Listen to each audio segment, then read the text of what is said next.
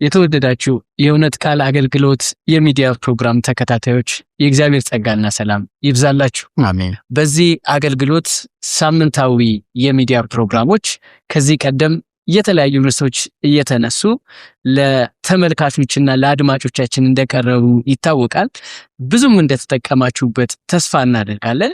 ዛሬ ከወንድሜ ጸጋይ ጋር ሆነን በክርስትና አንደኛው ዋነኛው ከሚባሉ ትምህርቶች መካከል ስለሆነው የክርስቲያኖች የውሃ ጥምቀት በተመለከተ የጋራ ውይይት እናደርጋለን ጌታ እንደፈቀደልን መጠን። እንግዲህ ስለዚህ ርዕሰ ጉዳይ ስናነሳ የመጀመሪያው ወደ አእምሮአችን የሚመጣው በጌታ ዘንድ የውሃ ጥምቀት የነበረው ስፍራ። ለምን ጌታችን ምድርን ለቆ ሊሄድ ባለበት የመጨረሻ ሰዓት የተናገረው ንግግር ለማናችንም እጅግ ወሳኝ ነው። በዛ ንግግር ውስጥ የውሃ ጥምቀት ተካቷል።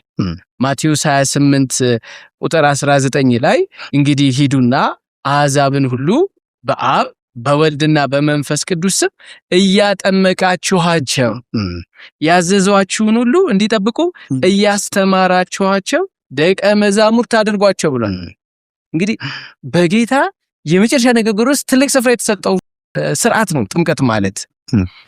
ስለዚህ በዚህ ርዕሰ ጉዳይ ላይ እንግዲህ ነጥቦችን እናነሳለን። ከቃሉ ትርጉም እንነሳ፣ በዚህ ላይ ሐሳቦችን እናንሸራሽ። ጥምቀት ምንድን ነው? ትርጉም ምንድን ነው? ያው እንዳነሳኸው በጣም በክርስትና ውስጥ ጌታ ኢየሱስ ከሰጠን ተጨባጭ ወይም ደግሞ የሚዳሰሱ ስርዓቶች ማለት እንችላለን ሁለት ነገር ነው የሰጠን። ምናልባት 7ም አይደለም 5ም ሚስጥር አይደለም፣ ሁለት ነገር ሰጥቶናል። እነዚህ ሁለቱ ነገሮች አንደኛው የጌታ እራት ነው። እሱም አልፎ በተሰጠባት በዛች ሌሊት የሰጠው ስርዓት ነው። ይሄንን እንካችሁ ብሎ ለመታሰቢያ አድርጎ ዳቦ ቆርሶ ነው እንካችሁ ይህ ለመታሰቢያ አድርጎ ብሎ ሰጠ። ሁለተኛው ደግሞ ሞቶ ከተነሳ በኋላ ነው የሰጠው። ጊዜውን ራሱ ማወቅ ጥቅሙ እሱ ነው። መቼ ነው ስርዓቱ የተሰጠው የሚለው የሰጠው መቼ ነው እንዳልከው በክብር ሊያርግ ባለበት ሰዓት ላይ ወይም ሞቶ ከተነሳ በኋላ ለደቀ መዛሙርቱ የሰጠው ስርዓት ሆኖ እንመለከታለን። እንግዲህ ትርጉሙ ምንድነው? ጥምቀት የሚለው ቃል ምንድነው? ያው እንግዲህ ጥምቀት እንለዋለን በእንግሊዘኛ ወይንም ደግሞ በሌሎች ቋንቋ ደግሞ ባፕቲዝም ይባላል። ምንድነው ትርጉሙ? ጥምቀት የሚለው ቃል በእርግጥ የተለያዩ የጥምቀት አይነቶች አሉ። ማንኛውም ጥምቀት የሚባለው ነገር በሚጠመቁበት ነገር ውስጥ ሙሉ ለሙሉ መዘፈቅን ነው የሚያሳየው፣ መዋጥን ነው። የአማኞች የውሃ ጥምቀት ራሱ የሚባለው ይሄ ነው። ኖርማል ትርጉሙ ሲብራራ በውሃ ውስጥ መስጠም ነው የሚለው ትርጉሙ ራሱ የሚብራራው። ሌላው ይሄንን እንዲሁ በተመለከተ በመጽሐፍ ቅዱስም ውስጥ ጥምቀቶችን በተመለከተ የተሰጡ መግለጫዎች ስትመለከት ምን እንመለከታለን? ለምሳሌ በማቴዎስ ምዕራፍ 3 ቁጥር 6 ላይ፣ ማርቆስ ላይ ምን እንመለከታለን? በዮርዳኖስ ወንዝ ከእርሱ ይጠመቁ ነበረ የሚል አለ። አሁን ያገለግል የነበረው የት ነው? ዮርዳኖስ ወንዝ ዙሪያ ነው። ለምን ስትል ብዙ ውሃ ያለበት ቦታ፣ ሰዎች በሙላት ጠልቀው እንዲወጡ የሚያስችላቸው ቦታ ነው። ሌላው ይሄ የኢትዮጵያዊ ጃንደረባ ፊልጶስ ከመሰከረለት በኋላ ከጌታ ጋር መተባበር እንዳለበት፣ ከክርስቶስ ጋር ከተሰቀለው ጋር መቆጠር እንዳለበት ሲያስብ ምንድን ያለው? ውሃ ጋር ደረሱ ነው የሚለው። እነሆ ውሃ እንዳልጠመቅ የሚከለክለኝ ምን አለ ካለ በኋላ ምንድን ነው የሚለው? ወደ ውሃው ወረዱ ነው የሚለው። አየ ጥምቀት ማለት አንዳንድ ሰዎች እንደሚያስቡት መርጨት ቢሆን ጃንደረባው በዛ ሁሉ ክብሩ ከሰረገላው ወርዶ መሄድ ያስፈልገውም፣ ብዙ ባሮች አሉት፣ ውሃ ቀርታችሁ አምጡ ብሎ ፊልጶስ ይረጫው ነበረ። ወይንም መታጠብ ቢሆን ምንም ችግር የለውም፣ እዛው ጋረድ አድርገውለት ድንኳን መታጠብ ይችል ነበረ። ጥምቀት የሚለው ቃል ግን ውሃ ማፍሰስም መረጨትም አይደለም። ጥምቀት የሚለው ቃል ምንድነው? ሙሉ ለሙሉ በሚጠመቅበት ነገር ተዘፍቆ ገብቶ መውጣት ነው። ለምሳሌ ወደ 5 አይነት የጥምቀት አይነቶች አሉ። ከነዚህ መካከል አንዱ የአማኞች የውሃ ጥምቀት ነው የሚባለው። ሙሉ ለሙሉ እዛ ውስጥ መግባት ነው። ለምሳሌ የመንፈስ ቅዱስ ጥምቀት ስንልም ይሄንን ነው የሚያሳየን። ለምሳሌ የበዓለ ሃምሳ ቀን የምናየው ያን ቤት ሞላው ነው የነበሩትም ሙሉ ለሙሉ በመንፈስ ቅዱስ የተሸፈኑበት ሁኔታ እንመለከታለን። ኢየሱስ የተናገረው የመከራ ጥምቀት አለ። ምንድነው? ሙሉ ለሙሉ ማዕበሉ አሰጠመኝ አይደለም የሚለው የመከራው ማዕበል የመከራው ወጀብ በላይ ላይ ያለፈ እስኪል ድረስ ሙሉ ለሙሉ በመከራው ውስጥ ያለፈበት ሁኔታ እንመለከታለን። ሁሉም የጥምቀት አይነቶችን ስንመለከት በሚጠመቁበት ነገር በዚያ በሚጠመቁበት ነገር በሙላት መዋጥን መሸፈንን የሚያሳይ ትርጉሙ ይሄን ነው። ትክክል ነው። ጌታችን ለምን በዮርዳኖስ ተጠመቀ? ወይም ዮሐንስ በዮርዳኖስ ለምን ያጠምቅ ነበር ስንል የዮርዳኖስ ውሃ የተለየ ስለሆነ አይደለም። እንደውም ድፍርስ ውሃ እንደሆነ ይታወቃል። ታዲያ ለምንድን ነው ያ ውሃ የተመረጠው ስንል መጽሐፍ ቅዱስ የሚለን እኮ ዮሐንስ ወንጌል ምዕራፍ 3 ላይ በዚያ ብዙ ውሃ ነበረና ምክንያቱ በቂ ሰዎችን ወደ ውስጥ ማስገባትና መሸፈን የሚችል በቂ ውሃ ስለነበረ ዮሐንስ በዮርዳኖስ ያጠምቅ ነበር። ዮሐንስ ወንጌል ምዕራፍ 3 ቁጥር 22 እና 23 ላይ ማንበብ ይችላል። ውሃ የተመረጠው በቂ ውሃ ስላለው ነው። ጌታ ኢየሱስ ክርስቶስ ወደ ውሃ ገባ፣ ከዛ በኋላ ከውሃ ወጣ የሚል ነገር አለ። መግባት መውጣት፣ ልክ ኢትዮጵያዊ ጃንደረባ ወረደ እንደተባለና በትክክልም ጥምቀት የሚለው ቃል የያዘው ትርጉም ከግሪኩ ተነስቶ ባፕቲዞ ከሚለው እስከ ግዙ እስከ ተወረሰው ጥምቀት እስከሚለው ቃል ድረስ መነከር፣ መዘፈቅ፣ የሆነ ነገር ውስጥ መግባት፣ መስጠምን የሚያመለክት ነው። እንደው ከትርጉሙ ጋር ተያይዞ አንድ ሌላ ልናነሳ የምንችለው ነጥብ ብዬ የማስበው ጥምቀት ሁልጊዜ አንዳች ነገርን ግቡ ያደርጋል። መጠመቅ ስንል ከሆነ ነገር ጋር መተባበር፣ ከሆነ ነገር ጋር ራስን መቁጠር የሚል ነገር አለ በውስጡ። ለምሳሌ ሙሴን በተመለከተ የአንደኛ ቆሮንቶስ መልእክት ምዕራፍ 10 ቁጥር 2 ላይ ለምንድነው በባህርና በደመና ተጠመቁ የሚለው? ከሙሴ ጋር ይተባበሩ ዘንድ የሆነ አይደንቲፊኬሽን አለ። ኦንቱ የሚል ቃል እንግሊዘኛ አለ። አይደንቲፋይ ከሆነ አካል ጋር መተባበር፣ መንቆጠር። የክርስትና ጥምቀት ምንድነው? ከክርስቶስ ጋር አንድ ትሆኑ ዘንድ ከሞቱ ጋር። ወይ የዮሐንስ ጥምቀት የዮሐንስ ደቀ መዛሙርት የሆኑበት ሁኔታ ከዮሐንስ ጋር እንዲህ እያሉ ቅድም ያነሳናቸው የጥምቀት አይነቶች ውስጥ የሆነ ግብን ያደረገ ነገር አለ። ጥምቀት ማለት መነከር፣ መዘፈቅ፣ አንዳች ግብን አንዳች አይደንቲፊኬሽንን ከሆነ ነገር ጋር መቆጠርን በሚያመለክት ሁኔታ የሚደረግ ስርዓት ነው ወይም የተለያዩ ክንውን ነው።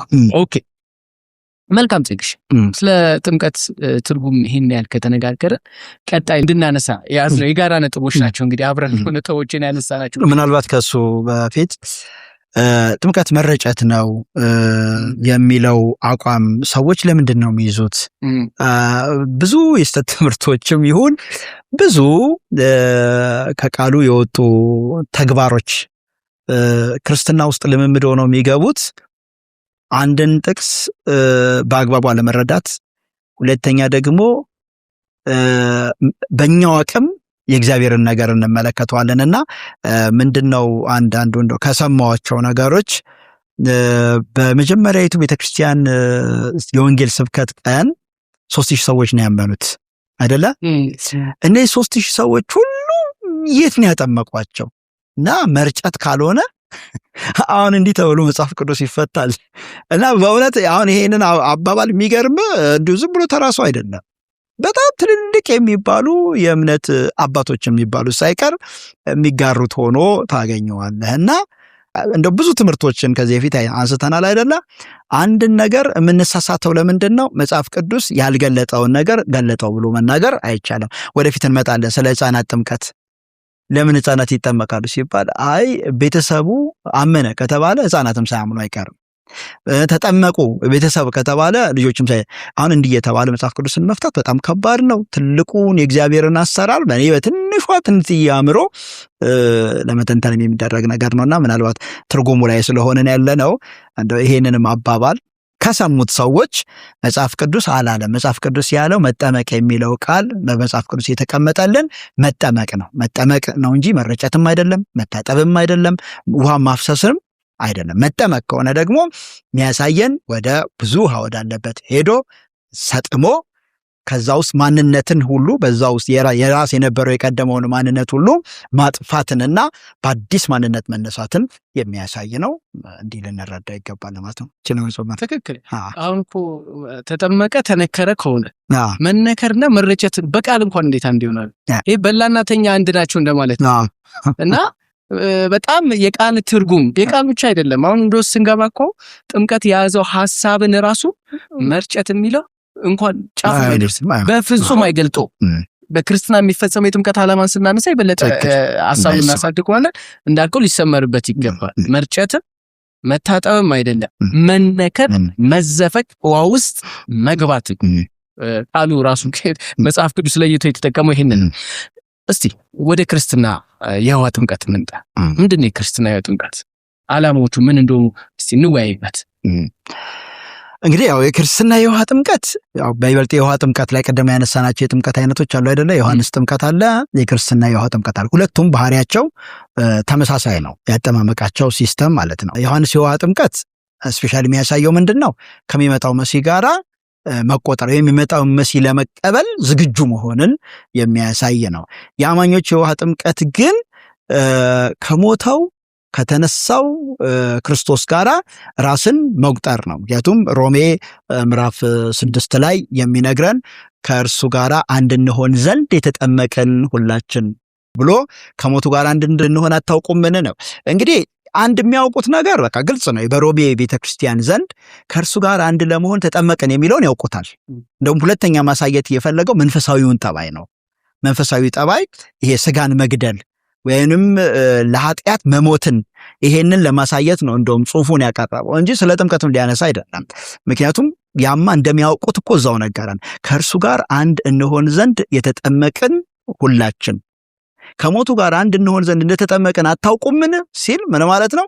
ሊገልጽላቸው የፈለገው ከሞቱ ጋር አንድ መሆን ለኃጢአት መሞታችንን ይሄንን ነው እንጂ ጥምቀት ዓላማው ከእርሱ ጋር አንድ መሆንን ወይንም እኔ ክርስቶስን ሰቅላ በዚህ ዓለም ላይ ሁሉም ነገር ሰላም ነው ያለች ዓለም አለች። ወይንም ደግሞ ክርስቶስ አያስፈልገኝም አንዴ ሞቷል የምትል ዓለም አለች። ለኛ ግን ኢየሱስ የሞተው እኔን ከኃጢአት ያነጻኝ ኢየሱስ ነው። ደግሞ ይሄ ኢየሱስ ደግሞ ከሞት በመነሳቱ ደግሞ እኔን አጽድቆኛል። ይሄ ኢየሱስ ደግሞ በክብር አድርጎ በእግዚአብሔር ቀኝ ተቀምጧል። ስለዚህ በዚህ ዓለም ላይ በተነቀፈበት ዓለም ላይ እኔ የእርሱ ነኝ ብዬ የማውጅበት ወይም እኔ የእርሱ ተከታይ ነኝ ብዬ በይፋ የምነግርበት ጠባይ ነው። ስለዚህ ይሄንን ከእርሱ ጋር አንድ መሆንን ወይም እኔ ክርስቲያን ነኝ የሚለውን በግልጽ የሚላል። ለምሳሌ አንድ ሰው ጌታ ኢየሱስ ክርስቶስን ልክ እንዳመነ የእግዚአብሔር ልጅ መሆኑ ወይም ክርስቲያን መሆኑ ታውቋል፣ ወይም አማኝ መሆኑ ተረጋግጧል።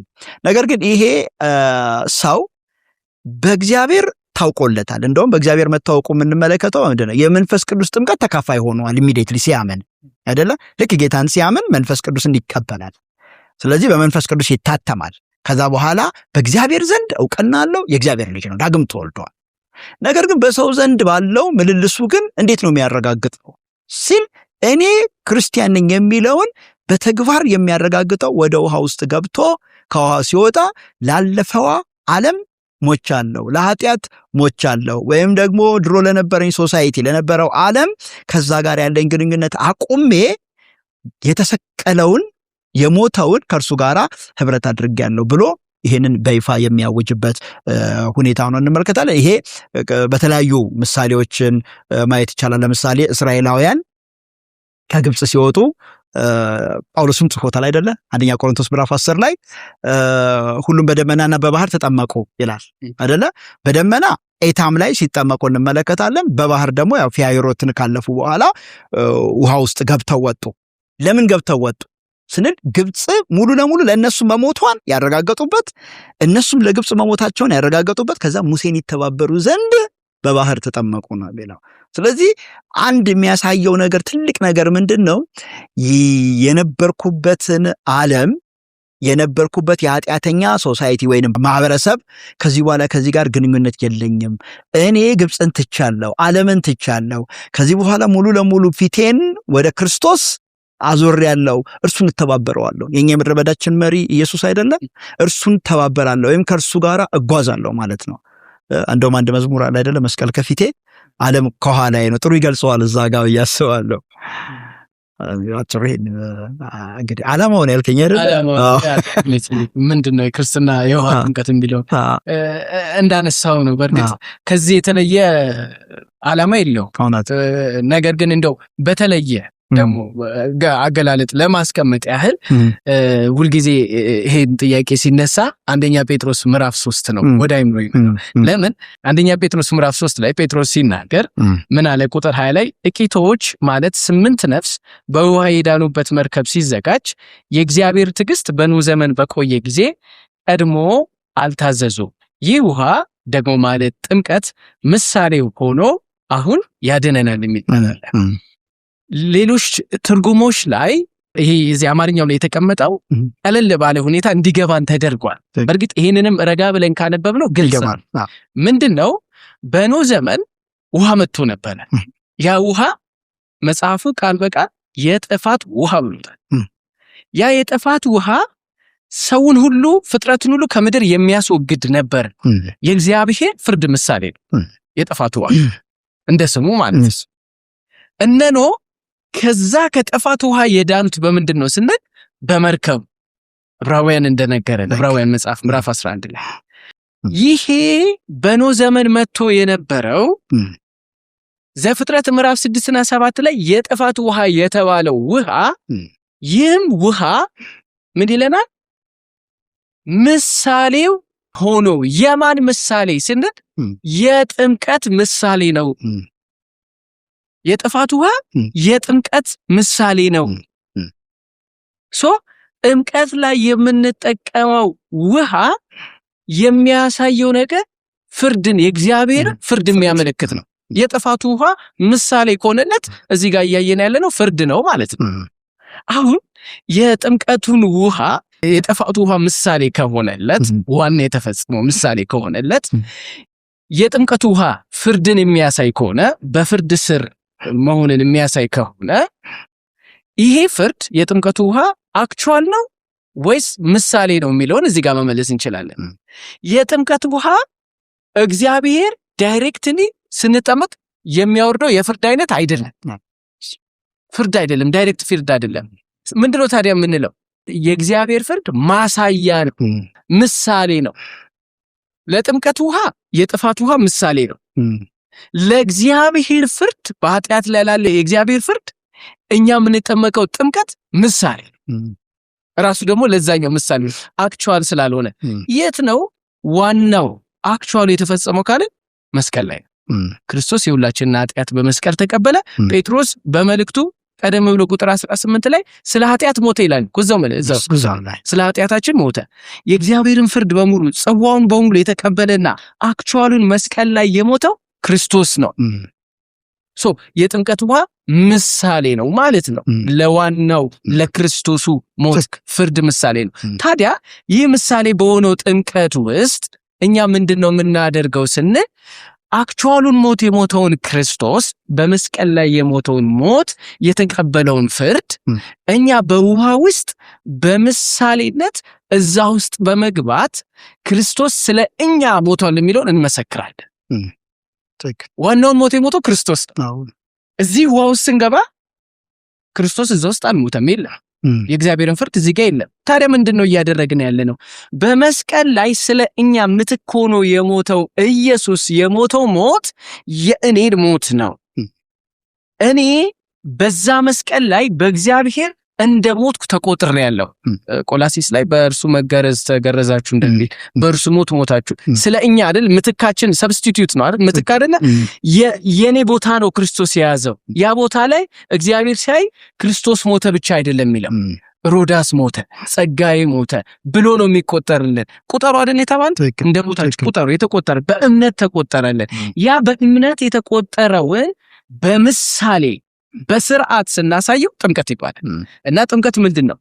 ዋናውን የክርስቶስ ሞት ላይ እኛ በእምነት እንደሞትን የኛ ሞት እንደሆነ ውስጥ በመግባት እናሳያለን። ሮሜ ምዕራፍ 6 ላይ እንደተጻፈው ከሞቱ ጋር አንድ ትሆኑ ዘንድ እንደተጠመቃችሁ አታውቁምን ተብሏል። ከሞቱ ጋር አንድ እንደሆናችሁ የሚለው አክቹዋሊ የተፈጸመው መስቀል ላይ እዚህ ጋር የለም እግዚአብሔርን ፍርድም ክርስቶስም የለም ብለናል።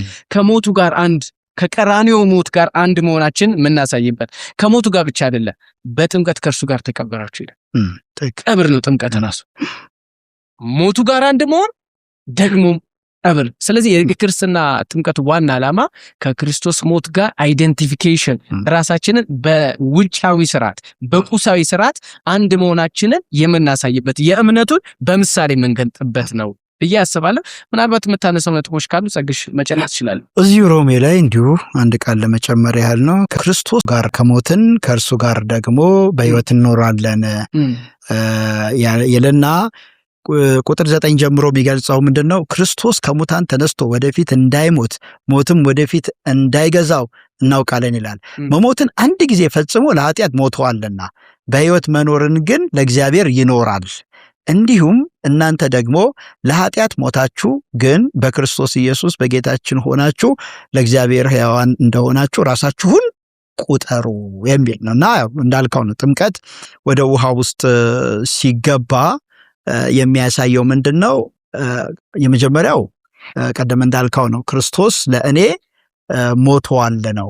ይህንን በእርግጥ ሰውየው ያመነው መች ነው? ጌታን የተቀበለ ቀን የሱ ኃጢአተኛ ማንነት መስቀል ላይ ተኮንኖ የንጹሑ የክርስቶስ ማንነት ደግሞ ለሱ እንደተሰጠው ቀድም ብላ ላይ ቅያሪ ነው እና ያን እንዳገኘ ወይም ደግሞ እሱ የበርባን ቦታ ነበረ። በርባን የማይገባውን ንጽሕና አግኝቶ ተለቀቀ። ኢየሱስ ደግሞ የማይገባው ፍርድ ተቀብሎ ሞተ። ያ በእርግጥ በእግዚአብሔር ዕቅድ የሆነ ነው፣ ግን የኛ ቦታ የበርባን ቦታ ነበርና ይሄ ሆኗል። ያመነ ቀን በቃ ክርስቶስ ሁሉንም ኃጢአቱን ወስዶለታል፣ ነፃ ነው። ነገር ግን አሁን ምንድነው በሰው ፊት አይደል የሚመሰክረው? በሰው ፊት ሲመሰክር እኔ ለኃጢአት ሞቻለሁ ወይም ደግሞ ክርስቶስ ለእኔ እንደሞተ እኔ ደግሞ ከዚህ በኋላ እዚህ ጋር የሚናገረው ይናል ክርስቶስ የሞተው ለኃጢአት ነው አይደለም የሚለው። ከዚህ በኋላ ማማኙም ይወስነው ውሳኔ አለ። እንደውም ቅድም ያነበብከው እንትን ላይ ጴጥሮስ ላይ የሚለው ነገር አለ አይደለ? የበጎ ሕሊና መልስ ይለዋልና እኔ ለኃጢአት ሞቻለሁ ብሎ ሙሉ ለሙሉ ውሃ ውስጥ ሲገባ ያ ከነበረው ማህበረሰብ ወይም ከነበረው ኃጢአተኛ ዓለም አዳም ወለደ ሞተ የሚለው ለዛ ሞቻለሁ ነው። ከዛ ሲነሳ ደግሞ በትንሣኤ በአዲስ ሕይወት በክብር በእግዚአብሔር ቀኝ ያለውን ከክርስቶስ ጋር ደግሞ እዛ ዘር ውስጥ መግባቱን ደግሞ የሚያረጋግጥበት ነውና አሮጌው ማንነት የሞተበት አዲሱ ማንነት ደግሞ የተነሳበት። ይሄ ብቻ ሳይሆን በዛው ልክ ለመኖር ደግሞ ለሕሊናው ለራሱ ለማህበረሰቡ ውሳኔ የሚሰጥበት በጣም ወሳኝ ነገር ነው። ለምሳሌ ዙሪያው ላሉ ታማኞች ሊሆኑ ይችላሉ። ምንድነው የሚላቸው? ካሁን በኋላ ከእናንተ ጋር ነኝ ይላል። ከእናንተ ጋር ወደ አዲስ ሕይወት ውስጥ መጥቻለሁ ነው የሚለው። ላላመኑት ታማኞች ወይም ዓለም ምንድነው የሚለው? ካሁን በኋላ ከእናንተ ጋር ያለኝ ግንኙነት ተቋርጧል ብሎ ወይም ደግሞ እኔ እንደ ድሮ አትፈልጉኝ ነው። እንደ ድሮ ይጨፍራል ይደንሳል ምናምን ወይም ይቀማል ያጨሳል ብላችሁ አትፈልጉኝ፣ ይሰርቃል ይሴስናል ብላችሁ አትፈልጉኝ ነው። እኔ ለዛ ሞቻለሁ ብሎ የሚያውጅበት ነው። ከዛ ለራሱም ደግሞ የሚነግረው አለ አይደለ? ከዚህ በኋላ እንደ ድሮ አትጠብቅ ነው። እኔ ለኃጢአት ሞቻለሁ ብሎ በጣም ወሳኝ ውሳኔ ነው እና ያ ውሳኔ ምንድነው? በእርግጥ ተግባራዊ ሲሆን ጥሩ ነው። ግን አንዳንዴ ማነው ኬንያዊ ፓስተር ነው አገልጋይ ነው አለ የተባለው በአሁን ጊዜ እያፈራን ያለ ነው ብዙ ርጥብ ኃጢአተኛ ነው ብለዋልና ገብተው ይወጣሉ፣ ነገር ግን ተመልሰው እዛው ቦታ ነው የሚገኙትና በጣም ወሳኝ ነው። በእምነት የተቆጠረልን በውጫዊ ስርዓት የምናሳይበት የከበረ ስርዓት። ኦኬ ያው ሞት ሲባል ድም ጸግሽ ያነሳቸው ነጥቦች መተኮር አለባቸው ብዬ አስባለሁ። ለኃጢአት ሞተናል፣ ለዓለም ሞተናል፣ ለሕግ ሞተናል፣ ለአሮጌው ሰው ሞተናል። በቃ ለቀደመው ነገር በሙሉ ሞተናል። እሱ ሞት በክርስቶስ ተቆጥሮልናል። በእምነት በውሃ ደግሞ እንመሰክራለን። ያንን እናሳያለን።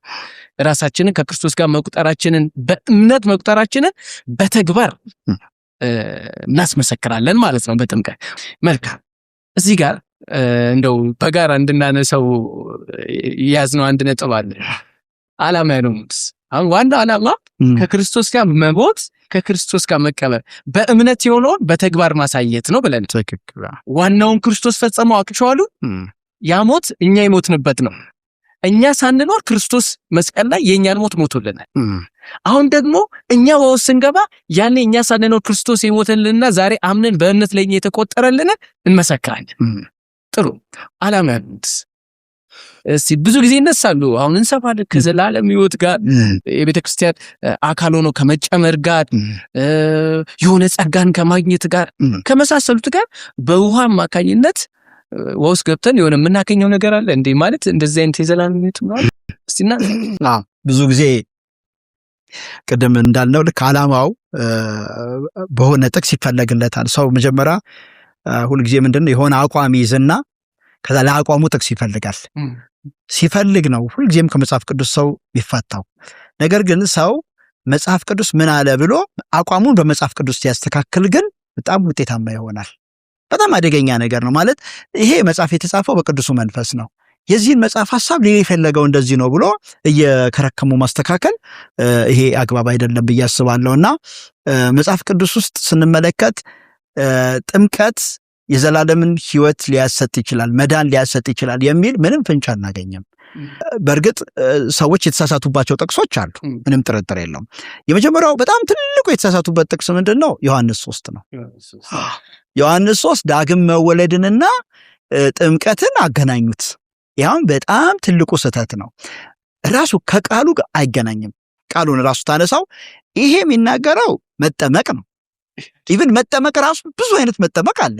እዛ ጋር ደግሞ መወለድ ነው እንግዲህ እና በውሃና በመንፈስ መወለድ ብሎ ውሃና መንፈስ አለ። አሁን ውሃዋ ነች የተያዘችው። ውሃዋ ተያዘችና ጥምቀት ነው መሆን ያለበት አለ። እንግዲህ አንዱ ነው ይሄኔ የሳተው በዚህ ጉዳይ ላይ። ከዛ በኋላ ሃይማኖት ሆኖ ቆመ።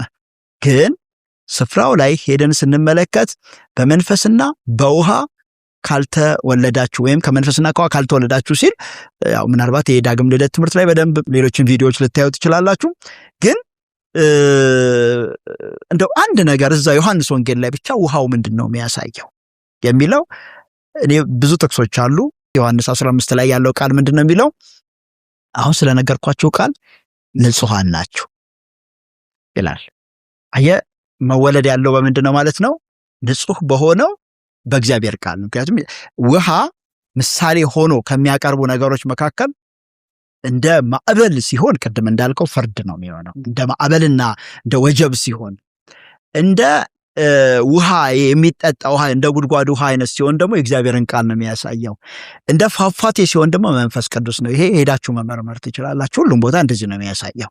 እና ስለነገርኳችሁ ቃል ንጹሃን ናችሁ ሲል ምንድነው ማለት ነው? ቃሉ ምን አደረገ ማለት ነው? አነጻ። እንደው ሌላው ጴጥሮስ አልታጠብም ሲለው ምንድነው ያለው? የታጠበ እግሩን ከመታጠብ በቀር አያስፈልገውም፣ ሁለንተናው ንጹህ ነው አለ። ምን ማለት ነው? ከዚህ በፊት ገላቸውን አጥቧቸዋል ኢየሱስ? አላጠባቸውም። ግን የታጠበ ማለት 3 ዓመት ተኩል ከሱ ጋር በቃሉ ሲታጠቡ የነበሩበት ሁኔታ እንዳለ እንመለከታለን። እነዚህ ምን ያለ ግን ከምንም በላይ አንደኛ ጴጥሮስ ምዕራፍ 1 ቁጥር 23 ላይ ምንድነው የሚለው? ዳግመኛ የተወለዳችሁት ከሚጠፋ ዘር አይደለም፣ በሕያውና ለዘላለም በሚኖር በእግዚአብሔር ቃል ከማይጠፋ ዘር ነው እንጂ። ዳግመኛ የተወለዳችሁት ብሎ ከምን አለ? ከውሃ አላለም። አሁን ከእግዚአብሔር ቃል ነው ያለው። ስለዚህ እዛ ጋር ያለው ውሃ የሚያሳየው ምንድነው? በዮሐንስ ወንጌልም ኮንቴክስቱን ብዙ ማየት እንችላለን። ውሃ ሰማርያዊቷ ሴት ጋር ቀርበዋል። ምዕራፍ 7 ላይ ኢየሱስ የተጠማ ወደ እኔ ይምጣ ብሎ የመንፈስ ቅዱስ ምሳሌ ሆኖ ቀርቧል። ስለዚህ ውሃ ለምን ውሏል የሚለው በአግባቡ መረዳት ያስፈልጋል። ሌላ እንደው በብሉይ ኪዳን እንኳን ካስፈለገ ሕዝቅኤል ላይ ስንመለከት ንጹሕ አረጭባቸዋለሁ ከርኩሰታችሁም ከጣዖት አምልኮአችሁም ትነጻላችሁ የሚል አለ። ከጣዖት አምልኮ ምንድነው የሚያነጻው? ያም ቃሉ እንደሆነ እዛው ጋር ያስቀምጠልናል። ብዙ በመጽሐፍ ቅዱስ ውስጥ ማለት አሞጽም ላይ ራብን የምሰድበት ዘመን ይመጣል። እሱም ውሃ መጠማት ሳይሆን የእግዚአብሔርን ቃል ማጣት፣ የእግዚአብሔር ቃል ማጣት መራብ መጠማት፣ ውሃ መጠማት ሆኖ የቀረበበት ሁኔታ እንዳለ እንመለከታለን። ስለዚህ ዮሐንስ 3ን የመጀመሪያ በተሳሳተ መንገድ ተተረጎመ። ሌላው ቀደም አይተናል። ኢየሱስ ጥምቀትን የሰጠው መቼ ነው? ስርዓቱን የሰጠው ስንል ሞቶ ከተነሳ በኋላ ከሆነ ዮሐንስ 3 ደግሞ ምናልባት ከ2 ዓመት በፊት ነው ያን ስርዓት የሰጠው። ስለዚህ ከጊዜውም አንጻር ከቦታውም አንጻር ከትርጉሙም አንጻር ግንኙነት የሌለው ሆኖ እንመለከታለን። ሌሎቹን አንተ ቀጥል እንግዲህ። እኔ ዮሐንስ 3:5 ጥምቀት ብሎ የሚፈታ ሰው እንዴት አድርጎ እንደፈታው ነው የምረዳው። ጥምቀት ማለት ከክርስቶስ ሞት ጋር አንድ መሆንና መከበር ነው። ስለ ሞት ስለ መከበር ነው። ዮሐንስ 3 ደግሞ የሚያወራው ስለ መወለድ ነው። ይሄ ሰው ዮሐንስ 3 ጥምቀት ነው ብሎ ከተረዳ ሌላውን ትተን ምን አይነት ሰው ነው? የሆነ ሰው ቀብር ላይ ሄዶ የማን ልደት ነው ብሎ እንደመጠየቅ ሻማ ይዞ እንደማፍራት እንዴት የሰው መጀመሪያ ከሰው ፍጻሜ ጋር እንዴት ታገናኛለህ? መወለድ እኮ ጅማሬ ነው፣ መሞት እኮ ፍጻሜ ነው። ስለዚህ የሐሳባቸው ልዩነት ሰማይና ምድር። ለምንድነው ሰዎች ዮሐንስ 3:5 ጥምቀት ነው የሚሉት ሲባል በግድ ነው መልሱ። በግድ ካልሆንክ የግዴታ ትሆናለህ በሚል። ለምን ቃል ውስጥ ያለው ውሃ ነው እንጂ ጥምቀት የሚል ቃል እኮ የለም መጽሐፍ ውስጥ። ኒቆዲሞስ እና ጌታ ኢየሱስ በተነጋገሩበት በዛ ንግግር ውስጥ አንድም ቦታ ላይ ጥምቀት የሚል ቃል አናገኝም። እና ውሃና ጥምቀት ምን አገናኘው ማለቴ በጣም ሩቅ እኮ ነው። ጥምቀት ማለት መነከር፣ መዘፈቅ። ምን አይነት ጥምቀት አለ? በእሳት መጠመቅ አለ፣ በመንፈስ ቅዱስ መጠመቅ አለ፣ በውሃ መጠመቅ አለ። ጥምቀት አይነቶች እኮ ብዙ ናቸው። እዚህ ጋር እኮ አንድ ስፔሲፊክ የሆነ ማቴሪያል ነው የተጠቀሰው፣ ውሃ የሚል ነገር እና በቃልም አናገኝም። ሲቀጥል ደግሞ እንደተባለው ኒቆዲሞስ ስለ ክርስትና ውሃ ጥምቀት የሚያውቀው ነገር የለም። አንተ የእስራኤል መምህር ስትሆን ይህን እንዴት አታውቅም አለው ጌታ። የክርስትና ውሃ ጥምቀት እኮ ገና የሚሰጠው ከክርስቶስ ሞት በኋላ ነው። ኒቆዲሞስ እንዴት ነው የክርስትናን የውሃ ጥምቀት እንዲያውቅ ጌታ አስቀድሞ ሊጠብቅ የሚችለው? ውሃ ጥምቀት ከሆነ ኒቆዲሞስ ማወቅ ነበረበት። እና አውዱ ውስጥ ፈጽሞ የማናገኘው የማንመለከተው ነገር ነው። በተረፈ ግን ጸግሽ ኪ ነገር አስቀምጠሃል። የእግዚአብሔር ቃል የሚፈታው በግምት በልምምድ ሳይሆን በእግዚአብሔር ቃል ነው። አንድ ቦታ ግልጽ ያልሆነልን የእግዚአብሔር ቃል ካለ በእርግጠኝነት ሌላ ቦታ ተብራርቶ ተነግሮናል። ስለዚህ እዚህ ክፍል ላይ በውሃና በመንፈስ ትወለዳላችሁ። መወለድ ከዋና ከመንፈስ ነው አለ። ውሃው አልገባንም አይደለ? ስለዚህ ለእግዚአብሔር ቃል እድል እንስጠው። ሌላ ቦታ ሄደ በምን ትወለዳላችሁ የሚል ቃል አለ። ጴጥሮስ ተነበበ፣ ከእግዚአብሔር ቃል አለ። ያዕቆብ ሲነበብ ከእግዚአብሔር ቃል አለን። ያዕቆብ ምዕራፍ 1 ላይ ሁለቱም በትይዩ ስናስቀምጥ ከውሃ መወለድ በኩል ይሆናል ከእግዚአብሔር ቃል መወለድ። እኔ በጣም መወለድ ላይ መጠንቀቅ ያለብን ጥምቀት ውጪን ይህንን ስጋን የሚነካ ውሃ ነው። መወለድ ግን ውስጥ ላይ ከልብ ነው። ውስጥን መንካት የሚችል ነፍሳችንንና መንፈሳችንን ነክቶ አዲስ ማንነት ሊሰጠን የሚችል ውስጣችን ሊገባ የሚችል ነገር ብቻ ነው። ውስጣችን ሊገባ የሚችል መንፈስና ነፍሳችንን ሊነካ የሚችል በዋናነት ሊነካ የሚችል ደግሞ የእግዚአብሔር መንፈስ በእግዚአብሔር ቃል አማካኝነት ልባችንን ይነካ፣ አዲስ ልብ ይሰጠናል። አዲስ መንፈስ እሰጣቸዋለሁ ነው ሕዝቅኤል እንደተነበው 34 ማንበብ ይቻላል እነሱ። እና የውስጥ ማንነት ነው። መወለድ የውስጥ ጉዳይ ነው። ጥምቀት ደግሞ የውጭ ነገር ነው። እኔ እንዲህ እያለን እንደው ዮሐንስ 3 ላይ 10-15 ምክንያቶችን ልናስቀምጥ እንችላለን። የተናገርነው ይበቃል። ለሚያምን ሰው ግልጽ ነው ብዬ አስባለሁ። ከዚህ በተጨማሪ ጥምቀት ማለት የክርስቶስ አካል ውስጥ አይጨምርም። የክርስቶስ አካል ውስጥ የሚጨምረው ባመን የሚድኑትን ዕለት ዕለት ጌታ ይጨምራል። የዳነ ያመነ ሁሉ ይጨምራል። ጥምቀት አይጨምርም። በጥምቀት የምናገኘው የሆነ ውስጣችን የሚገባ ነገር የለም። ምንም የሚገባ ነገር የለም። ጥምቀት ከክርስቶስ ሞት ጋር እንዳልነው ዋናውን ሞት በምሳሌ የሚያሳይ ዋናውን ፍርድ በምሳሌ የሚያሳይ ስርዓት ነው ብለናል። ኦኬ፣ ግን እንደዚህ ማለት አሁን ስርዓት ነው አልን፣ ጥምቀት በቁስ የሚፈጸም ነው አልን፣ ጥቅም የለው። ታዲያ ዝም ብሎ ስርዓት ብቻ ነው፣ ተራ ነገር ነው። ቢደረግም ባይደረግም ምንም ብዙ ግድ የማይባልለት ነገር ነው። መጽሐፍ ቅዱስ ጥቅም አሉት ብሎ የሚያስቀምጡልን ነገሮች እኮ አሉ። ወሳኝ ነገር ያለ ጥቅም ያለ አንዳች አስፈላጊነት መጽሐፍ ቅዱስ ዝም ብሎ አላስቀምጡም። እነዚህ ጥቅሞች እውነተኛ ጥቅሞቹን ትክክለኛ ጥቅሞቹን እስቲ ከመጽሐፍ ቅዱስ እናንሳቸው።